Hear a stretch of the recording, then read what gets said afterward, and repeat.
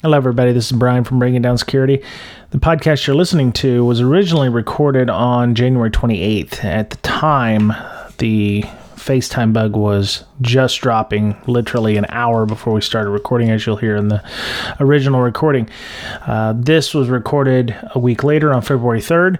So according to CNBC, the patches for the fix, server side and client side, are all being either sent out as of the recording on February 3rd or will be sent out early next week to all users of Apple devices with the FaceTime versions that are vulnerable. Apple did, in fact, credit the family of the 14-year-old boy who found the bug originally and stressed that they will try to make sure that this doesn't happen in the future. And I just wanted to drop that line just as an update because we said we would in the show. So enjoy.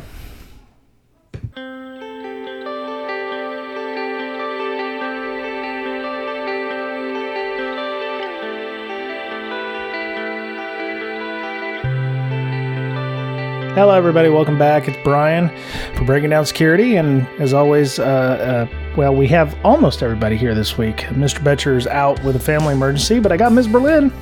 Yay. She's a little jet lagged. Only a little bit. Yeah. Well, it's better coming back this way, though. You said you took like 3 naps today. Yeah, pretty much. Yeah. I actually like traveling west. Yeah, east always kills me, so... Yeah, because, you can't go to sleep and then you have to get up, like, if you have things to do in the mornings, like, right. You have to get up early, yep. Even though it's 3 a.m. at home, or yep. 2 a.m. at home. Yep. And it's rough. It's really rough. So the last time we talked to you was with Miss Liz Rice. We were doing the DevOps thing. That was a very interesting show. I thought that one was great. Yeah, I learned a lot. Yeah, I think that there are definitely ways that we can get security into the DevOps arena by not necessarily calling it security, probably like process safety, if you will. Whatever you want to call it. If the security people were running, handling the creation of the images, for instance, that your Docker containers are being pulled from, I could definitely see that as a way of inserting ourselves in, because we would be the gatekeepers of making sure that the image is always updated and always correct. So, but I mean, that requires some skill in creating Docker images or creating, that process on the back end. So, yeah. Yeah. I mean, there's definitely room, and, the InfoSec people want to get there. It takes a little bit of doing from the DevOps people to let us sit at the big people table. So when we talked to you that time, you were actually at ShmooCon, right? I was. I had just gotten there. Right. Literally, like right off the plane to the hotel room, set up the audio. Yeah. Ran to my hotel room because I knew I was going to be late. I'm sorry. You're such a trooper. We were going to go without you. No. You would have had way more fun probably at Shmoo than sitting on the show. Impossible. Yeah. So ShmooCon is still going on. I think every podcast has talked about the quitting of the DerbyCon. Which we can blow right past that. Excellent. I have talked that topic to death. Yeah, I tell you. Yeah, if you're interested, don't bother researching why or the reasons. There are a myriad of reasons, and none of them are probably all correct. But we'll definitely try to be at the last DerbyCon. But yeah, I will be there for sure. Yeah. I've already took time off in my calendar. I have to use my black badge at least once. Yeah. Kind of sucks. Yeah. I'll never get a black badge in anywhere, I don't think. So it's all right. So the reason you're jet lagged, you flew what, to LaGuardia or something? Someplace like that? No. You couldn't fly into LaGuardia when I was flying. Oh, okay. They closed it. Yeah. No, I flew from Cleveland to Atlanta to Amsterdam to Leeds, UK. Wait. I'm sorry. That sounds like a very roundabout way of getting someplace. So first off, Leeds is a very small airport. Like it has gates 1 through 11. Like that's it. Right. Okay. We would call that a regional airport over here. Yeah. So Leeds is very tiny. Right. But so I usually fly out of Detroit. Detroit had 0 flights going to, well, they had very expensive flights going to the UK at the time I wanted to go. Okay. And I like flying Delta. So Cleveland actually had a Delta flight, but it had the 2 layovers. So, So to get there and not have to pay an arm and like the next cheapest flight was like $3,000. So I went with like the $1,600 one and just had 2 layovers. Must be nice to be 5'2" and be able to sit and coach comfortably. I still get a kind of like a Comfort Plus just because I like the free food and stuff. Oh, okay, I can see that. You get free drinks and like blanket and pillow and that kind of stuff. Yeah, so sleggy brunettes, we don't get. We have to, fly fancy class or whatever to be able to. Yeah. Like I don't really need business class because like I can sleep. Right. I can sleep pretty much anywhere, but being 5'3", it's not too difficult to fit in a regular seat. Yeah. I give it about 10 years before they start putting just hammocks in all the planes because it's just more economy, I wouldn't mind. I wouldn't mind it either. I'd be able to sleep at least, and just like bean bags everywhere. Yeah. And yeah, when I'm in coach, man, I am sucking. I don't know if it's because I'm not fat, I don't think. But well, have you been on a sub or like aircraft carrier? I have been in an aircraft carrier once or twice. Yeah, so I've like seen, like I've not been on one, but I've seen like the bunks there. Yeah, they're coffin bunks for a reason. Yeah, you just stack people. Oh right. Oh yeah, there you go. Or like Fifth Element when they're going to Flotsin's Paradise or whatever, where they're just in a tube and then they go to sleep and they wake up. Exactly. Yeah. Oh, that's that'd be perfect. Yeah. Yeah. But so, how was Bsides Leeds? Amazing. Really? So many nice people. So his name's Mark. It's Large Cardinal on Twitter. Mm-hmm. He did such an amazing job. Really? It's their second year. They had a lockpick village, car hacking village, our mental health village was there, and 3 tracks, 1 day, and just like 75% of the people were students. Mm-hmm. And they were all very nice and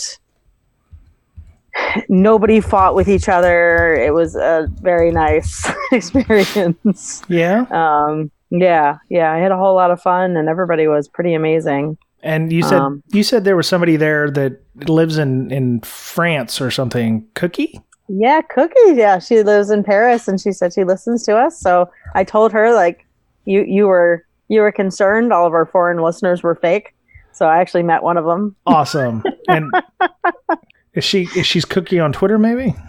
I'll send you her. Please do, because I want to put her Twitter handle, well, maybe if she'll let us. I don't know. I put Large Cardinals in there on the show notes. Okay. All right. Yeah, I know he wouldn't care. Yeah. But Cookie just started in InfoSec not too long ago. So, that's awesome. It was interesting because we were talking about like the differences in cultures when talking about mental health. Mm-hmm.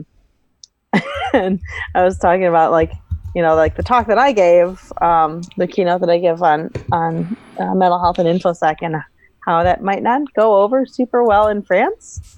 How come?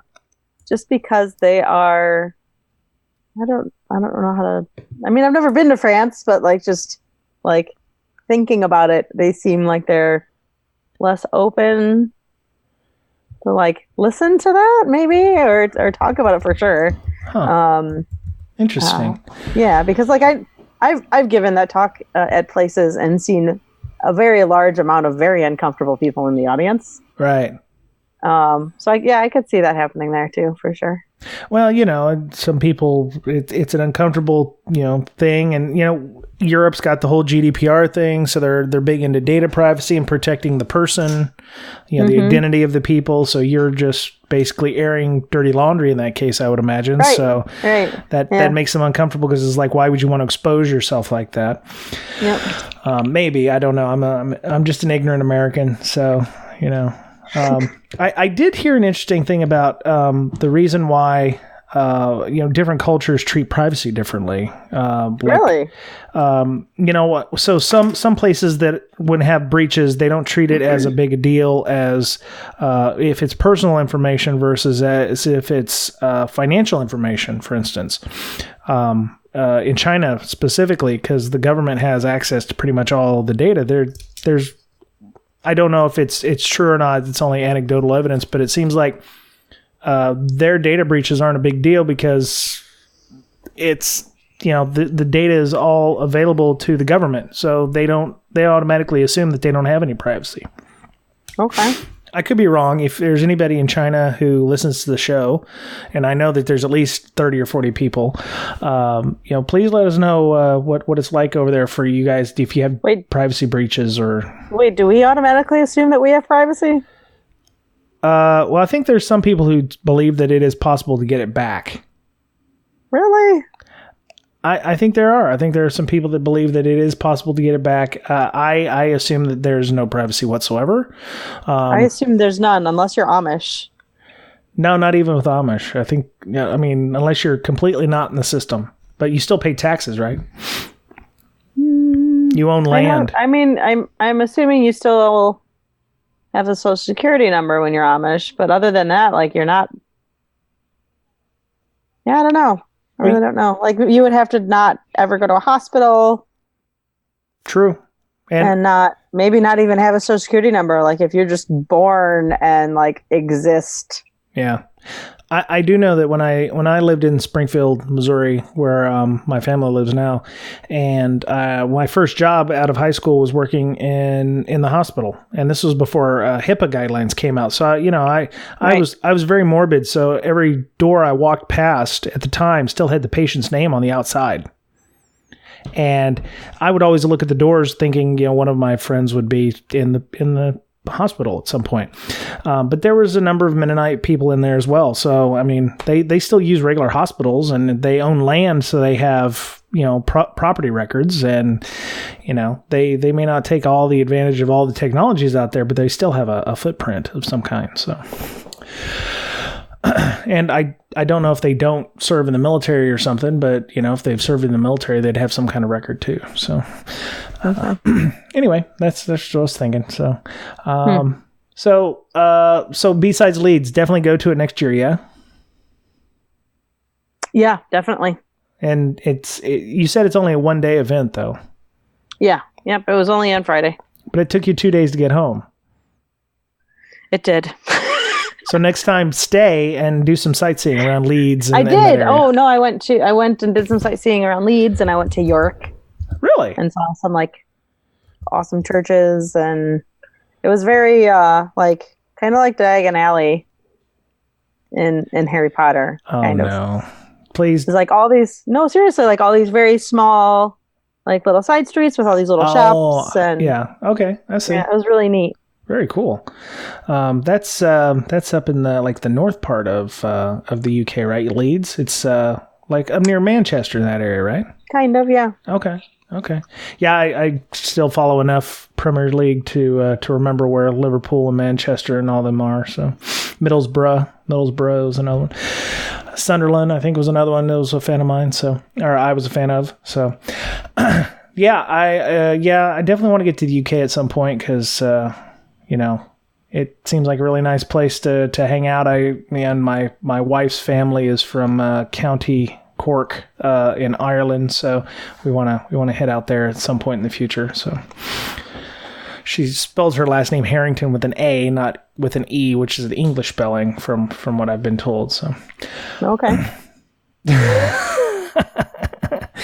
There's not an extra U in it? No. No.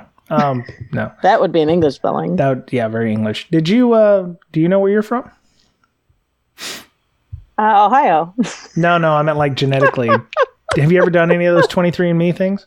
I've not, no, but going based on, ancestry stuff, mostly German and Scottish, I think. Nice. Okay. Because my maiden name's Sullivan. So. Okay. It's Scottish or Irish. I can't remember which one. Nice. I'll spare the fans of the show my attempt at an Irish accent because it's not very good. Oh, speaking of, three people when I was there asked me if I was from Ireland. Oh, that's cool. I don't sound Irish. I don't think I sound Irish. Oh. I sound like boring Midwestern. Oh, yeah. Well, I mean, maybe some inflection, or maybe they just kind of half caught it or something. I don't know. I don't know. Yeah. Maybe I was drunk when I was talking. Oh. I just sounded Irish when I was drunk. Okay. I don't know. Yeah. So, literally, so we have some news this week. We're going to kind of play it light since Mr. Betcher's had a family thing come up, and the travel and the disruption of the first of the year is kind of thrown a little, we've had a lot of interviews, so we're actually going to kind of do a little news here. So literally, I had some other things, but I think this is the only thing we're going to talk about is the Apple Facetime bug. This dropped like 45 minutes before we started recording this show. So, as of the 28th, it says Apple Facetime bug lets you listen in on people you call, even if they haven't picked up their iPhone. So by the time this goes out next weekend, it probably will be, not a problem, but there's a bug in FaceTime. So it lets you listen into audio if you try to call someone, even if they don't pick up. That's crazy. How many people use FaceTime? Raise your hands. Not me. I don't either. Yeah. Nope. I'm not an Apple person, so. I mean, I'm an Apple person. I just never use FaceTime. Yeah. So it was reported by a user Benji Mob and covered by 9to5Mac. I'm looking at the CNBC version, but so it says significant bug. I'm looking at the 9to5Mac.com. Was discovered in FaceTime. Currently spreading virally over social media. Let you call anyone with FaceTime and immediately hear the audio coming from their phone before the person on the other end has accepted or rejected the incoming call. Wow. That's crazy. So Apple says the issue, apparently, and they didn't wait. They said it will be addressed in a software update sometime later this week. So by the time this goes to post, it probably will have already been patched. So let's hope so. Well, no, of course, there's an update here. It says the second part to this, which can expose video as well. So not only can you hear people, but you can also see what they're doing. What? Yes. And it says so here... those of you that are getting more FaceTime calls recently. Yeah. They said, and good, they've got steps to recreate it as well. So... Oh, we should try and do that on a... Do you have an Apple phone? I do. No, I have an Android phone. I have a Pixel. Okay. Yeah, no. Right. So it says start a FaceTime video call with iPhone contact. With an iPhone contact. Because we could have done it live on the air. Right. That would have been so much better. But we are not. No, I don't. Nobody has an iPhone? No, everybody in my house is an Android. And we don't use FaceTime if we did. I wonder if you can do it from FaceTime from a Mac to a phone and to yourself. Probably not. We got Macs. We probably could have, we could do Mac to Mac. That's hilarious. While the call is dialing, swipe up from the bottom of the screen and tap Add Person. Add your own phone number in the Add Person screen. You will then start a group FaceTime call, including yourself and the audio of the person you originally called, even if they haven't accepted the call yet. Wow. The damage potential here is real. You can listen in to sound bites of any iPhone user's ongoing conversation without them ever knowing you could hear them. Good Lord. Everybody's saying disable FaceTime until you're, disable FaceTime like system-wide. So, wowzers. We've also found that if a person presses the power button from the lock screen, their video is also sent to the caller unbeknownst to them. In this situation, the receiver can now hear your own audio, but they do not know they are transmitting their audio and video back to you. Jesus. From their perspective, all they see is accept and decline. Oh, another update. It seems there are other ways of triggering the video feed eavesdrop too. So there may not be enough fixes for this. Wow. Holy crap. How did this go so long without being found? And when did it get introduced? I mean, we're still in the super early stages of this, so I really hope that would be like one hell of a bug bounty. Yeah, I'm hoping somebody got $100K off of that, or something, something more than an Apple T-shirt. Yeah. So, I just found out I just found out that I read in another story that when you're getting a call on an Android phone, if you press like the volume buttons or something, you can actually hear the person making the call. So if they're on, like sending voicemail or something, you can actually listen to them putting the voicemail down, and they can't hear you. So it's not a bug. This is actual feature. They're going to add it to the like a button, but it's a hidden feature right now on Android phones. Huh. Yeah. Eavesdropping. That's not a bug. It's a feature. Eavesdropping. On one, it's a feature. The other, it's a bug. Yeah. Wow. That's pretty bad. Yikes. So, yeah, it seems like that this was caught fairly quickly. It wasn't like something that was being used for a long time, maybe. So, yeah. I'm assuming on all versions. Well, that's the other thing. It's like they don't give that kind of information. It just seems like if you have FaceTime, you are vulnerable. So it may be all the way back to whatever, version of Mac phone, has FaceTime on it. So I have no idea because I don't use any iPhones. So anyway, so all right, let's you know what? I actually have we were talking about GDPR earlier, drink, because I heard GDPR is the new cyber. So if it's on any podcast, you're supposed to drink. So The Verge has an article from a couple days ago. This reporter named John Porter. He is at John, Jon Porty, Porty on Twitter.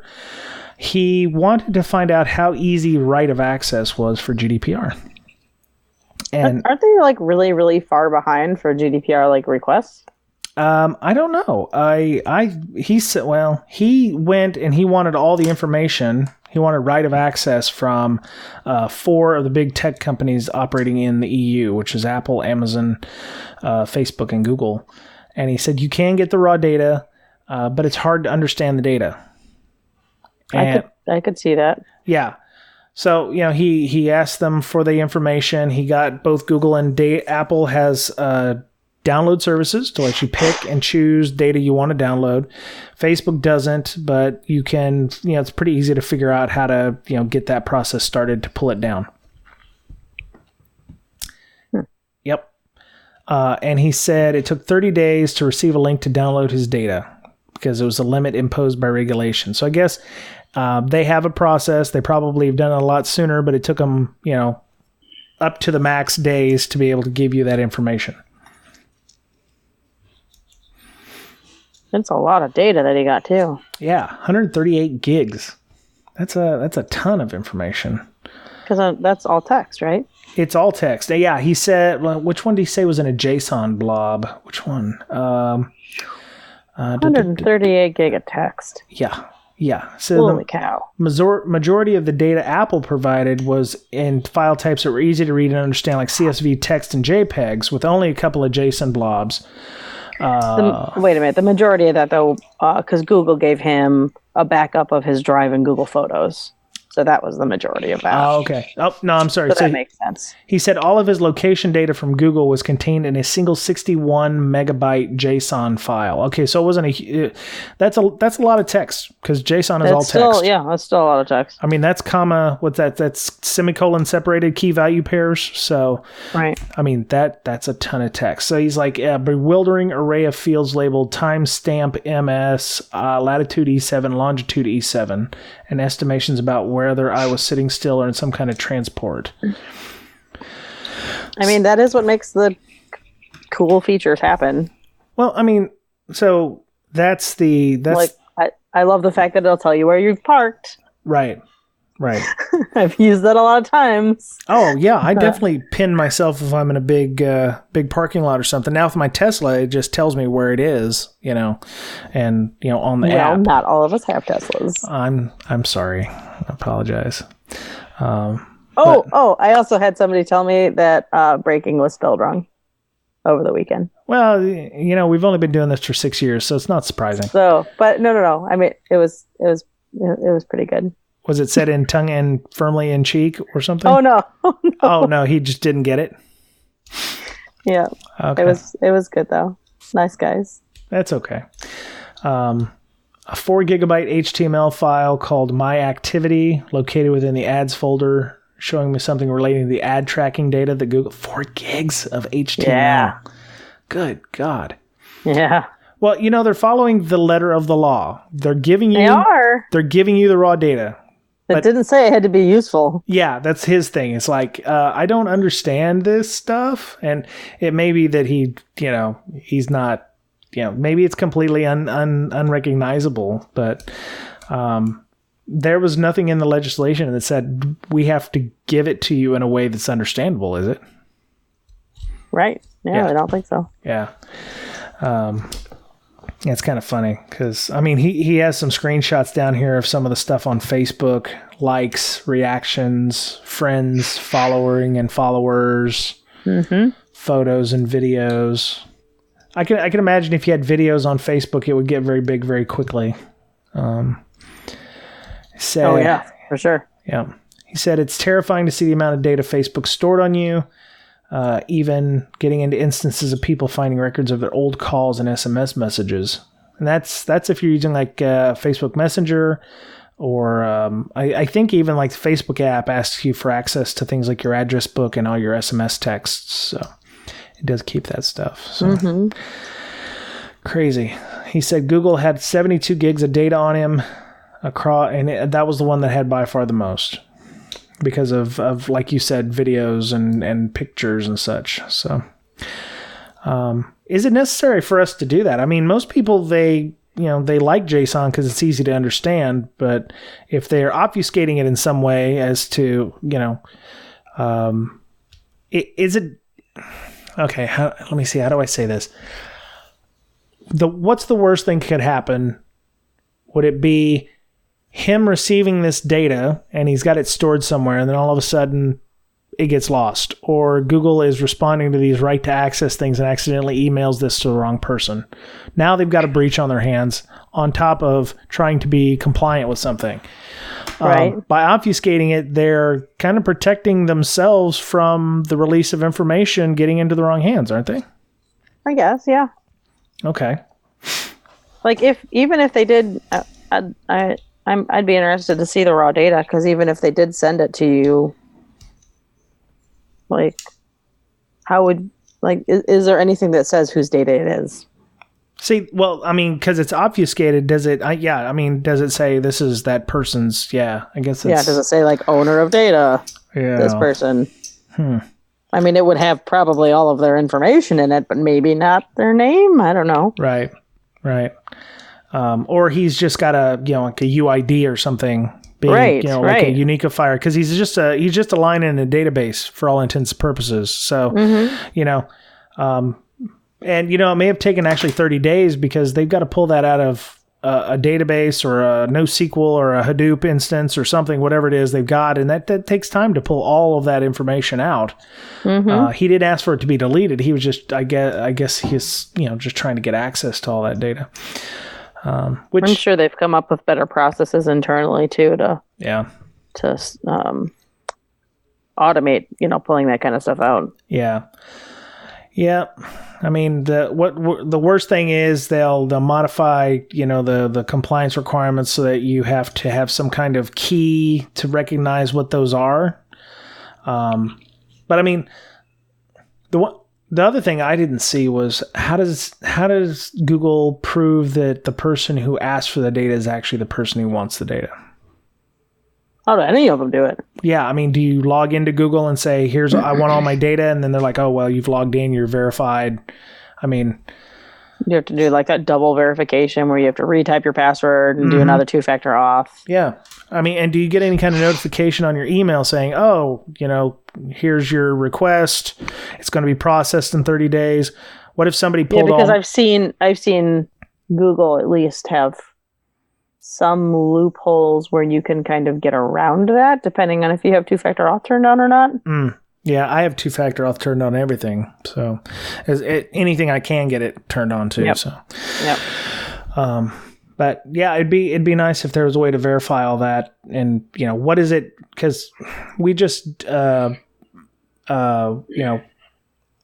I'm probably going to do this and see what I can come up with myself. I don't know if it's possible for me to get that data because I'm a U.S. American, but, No, I'd imagine. Don't they still have to comply or no? I think it's just a GDPR thing. Because if you've ever visited, yeah, I know, but if you've ever visited the EU or anything like that, it also applies, I'm pretty sure. Oh, well, I definitely have visited the EU in the last year, so within the last 4 or 5 months. Yeah, I'm pretty sure. Cool. Okay.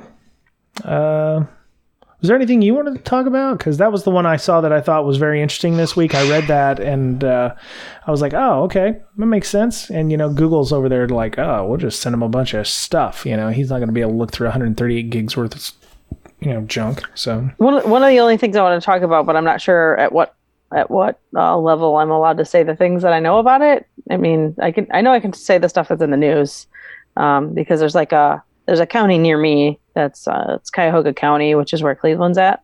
Yep. That they're one of their IT, like they've had like a very large amount of indictments lately in the county. Yeah. And one of the people was their Department of IT, like VP or whatever, or director. Oh my goodness. Yeah. And it had to do with like them holding back information on this. They had this contract with an IT company called Cyber, like CIBER.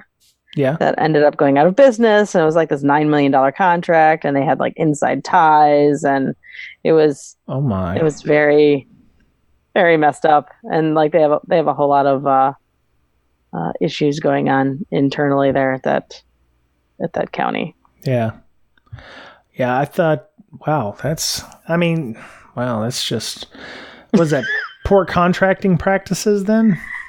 Yeah. There was stuff like, what was it? Like the,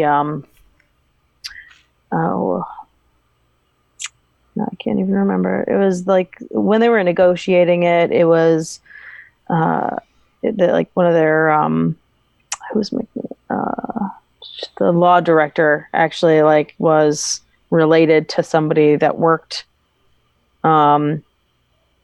somewhere else that was convicted of bribery charges involving the company involving that cyber company. And like, it's just like this gigantic cluster of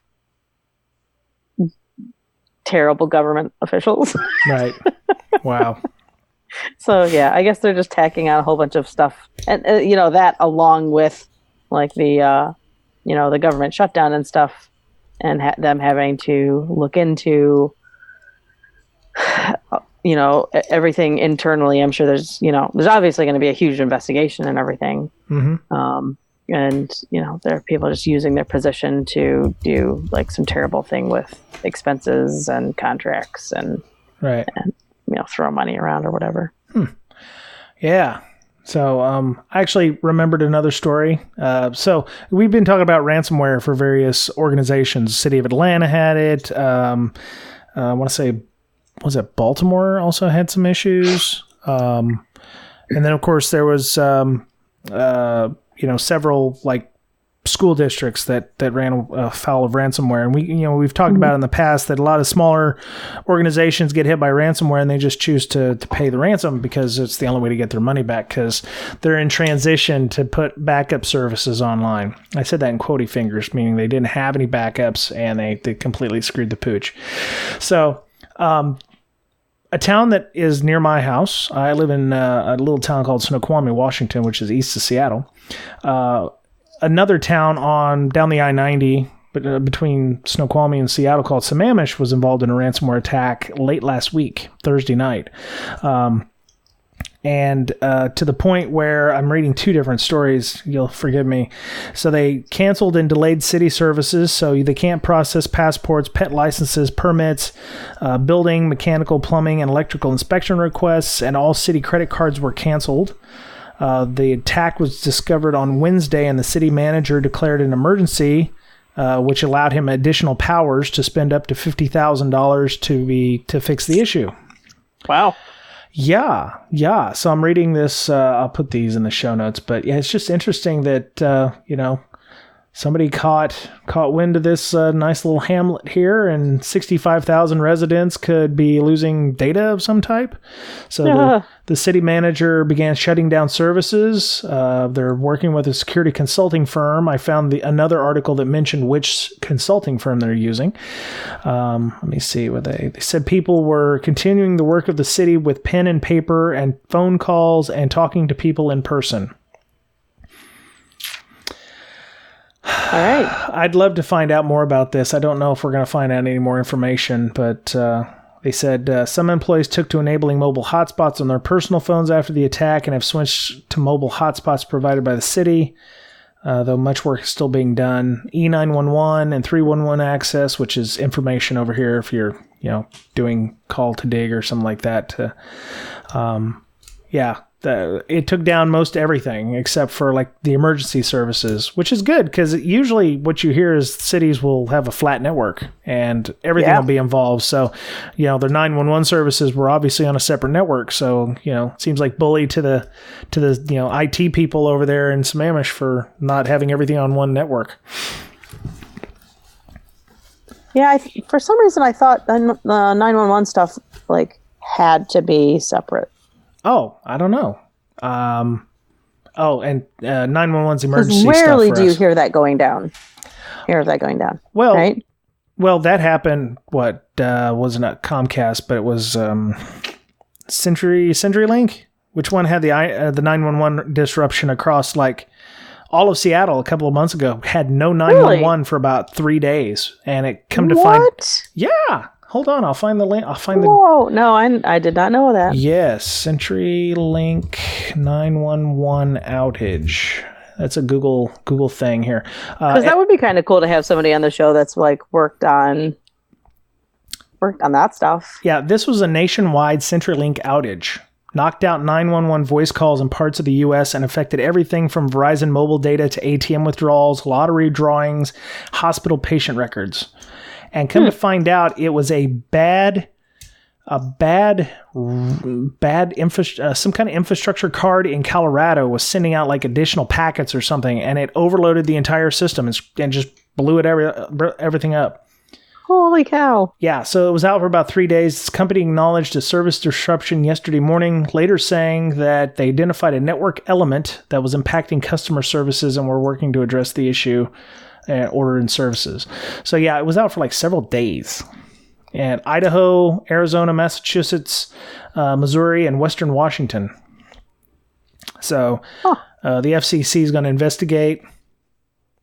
And, I'm sure a lot's going to come out of that. Patient records were difficult to access for medical centers in North Colorado. Internet outage for Idaho's Department of Corrections and Department of Education was knocked out. Yeah, this affected tons of people and things and stuff. So, yeah. So just a hot mess. And this was at the end of the year. So, that was December 28th. Yeah, right after Christmas. So, yeah, I remember... they were encouraging people. How did we not talk about that? Well, we don't normally talk about news so much. Yeah, true. True. We may start doing a little bit more news because... all we've talked about in today's news. Well, I know, but the podcasts are dropping like flies, man. We will not go down without a fight. I know. We'll definitely give it our utmost before we shutter this bad boy. We don't hate each other yet. Oh. What do you mean, yet? Well, maybe that's why Betcher's not here. No. Mr. Betcher's got family issues, and like a benevolent dictator, I said he can, hang off and, you're such a good boss. Go take care of the fam, So that's the important thing, So, you need to go take yet another nap and get back to Central Time or Eastern Time Zone. So I'm going to, call it good this week. If anybody has any questions about any of the news that we discussed or any opinions that we gave, please feel free to let us know. Or, the thing. Or don't. Well, constructive criticism is often necessary for a growing environment. I suppose. I'm going to get off and read this book that I just gotten. Which book is that? Questions for Terrible People. Is that, are you the terrible people or are you? Obviously. Oh, no. Oh. It's It's like Would You Rather, but better. Oh, I see. Yeah, I don't like any of those questions. They're not good. What? They never. No. Give me an example of one for questions for I can't read that one on the air. Hold on. Please find one that's PG, please. You're gonna wake up tomorrow as the Disney villain of your choice. Who do you pick? Oh, Maleficent. Oh, that's a good one. Yeah, because Angelina Jolie just made that dress look great. So she did. Yeah, I think that dress would look great on you. Yeah, goes with my eyes. So, and my heart, which is black as pitch. So, anyway.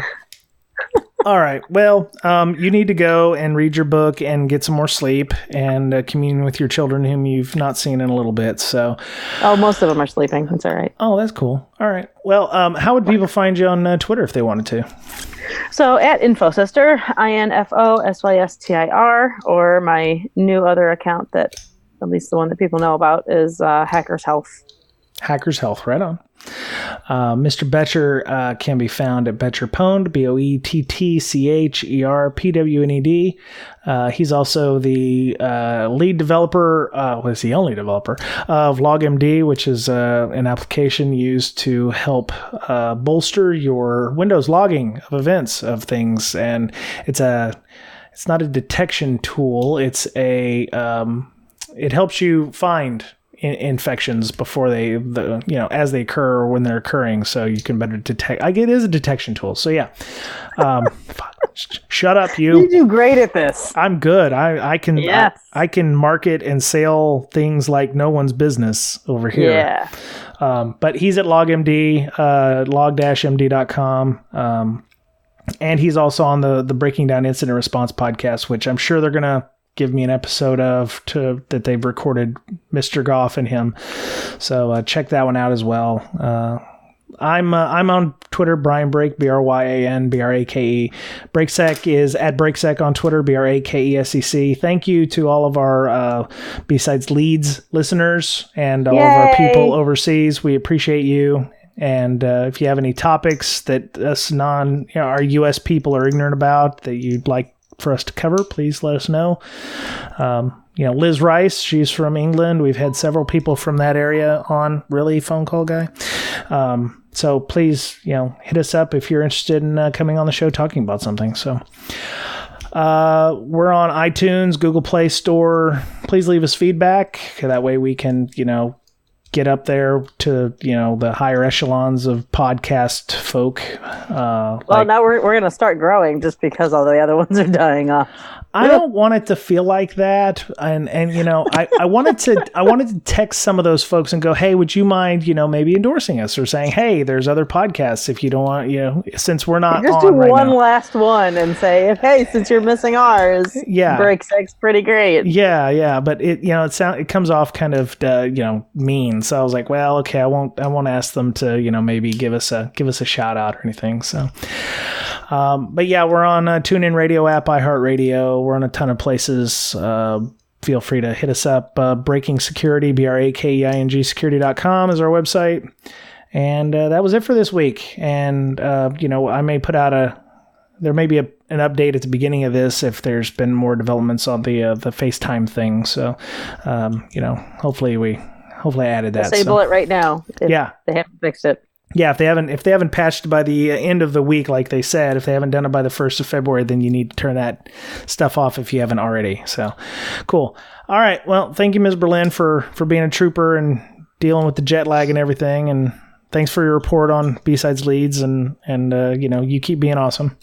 Yeah, you too. All right. Well, that was it for Breaking Down Security this week. Have a great week. Be kind to one another, please. I know it's getting harder. Please be kind to one another. Think before you tweet. That should be like think before you tweet. That would be great. That's a good sign-off line. That's t-shirt worthy, I think. Yeah. And take care of yourself because as Miss Berlin and I are fond of saying, you're the only you have. And we'll talk to you again soon. Bye.